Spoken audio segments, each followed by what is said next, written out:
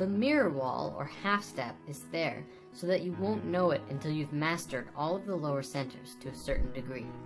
So for the most part, when you're growing up, you're usually in the 3 lower chakras. You may be in all of them at once, or maybe mostly in one and partly in the others. Or it could be a constantly moving, balanced blend or combination of all 3. This pattern is true of a person, a country, a planet, a galaxy, or anything alive.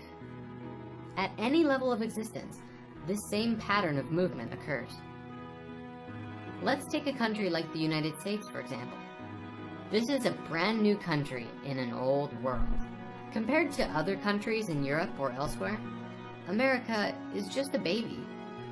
So up until the 1950s, the vast majority of people in America were in one of the 3 lower chakras. Not everybody, of course, but most people. Their biggest concerns in life revolved around power, money, materialism, houses, cars, sex, food, especially with survival aspects, making sure they stored up enough money to feel secure. It was a really materialistic world, but something happened. In the 1960s, the act of changing one's consciousness began to rapidly alter what was thought to be normal. We had the first psychedelic revolution, and while the world's governments quickly put the hammer down, the damage was done.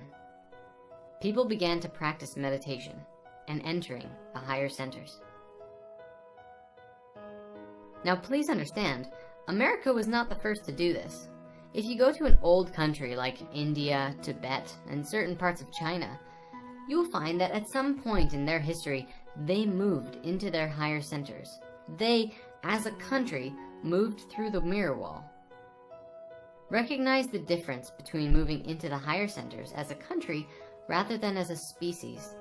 This is not a fully enlightened state. It is simply a more conscious one. As they moved through these higher 4 centers, they would have eventually came to another mirror wall after the 7th chakra, keeping the focus to this new realm and everything that they had discovered before. The thing about half steps, once a person, family, group, city, or country goes beyond the first half step, they're never the same again.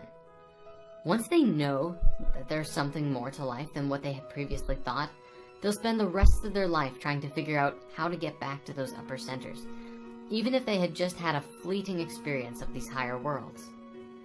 In terms of a person or a country, once it gets above the first half step, moving into the heart, the sound currents, the geometries, and spiritual nature of things, what sometimes happens is that they lose their concern about the lower centers of consciousness.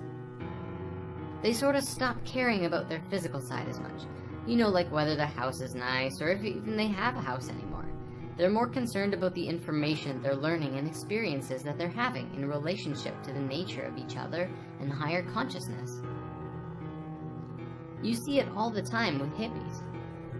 But now I'm on a tangent.